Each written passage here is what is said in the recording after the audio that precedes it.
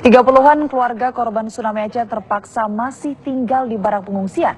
Mereka pun diwajibkan membayar sewa, padahal sebelumnya para pengungsi tidak dikenakan biaya.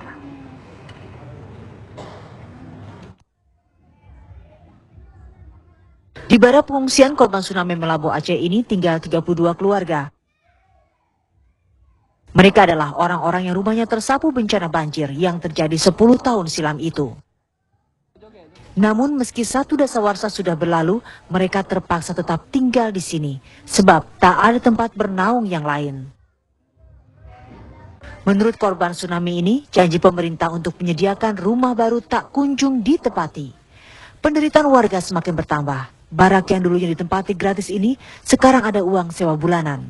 Tarifnya sebulan sebesar Rp130.000 dan dibayarkan pada tuan tanah. Belum punya rumah. Udah kasih rumah. Rumahnya dibayar? Iya lah.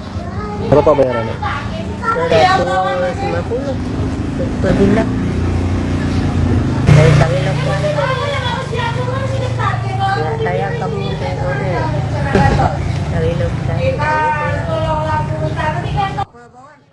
Entah sampai kapan Cut Maneh dan puluhan keluarga lainnya tinggal di barak.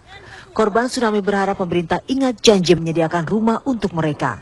Walaupun harapan itu semakin tipis seiring bertambahnya waktu. Tim TV One mengabarkan.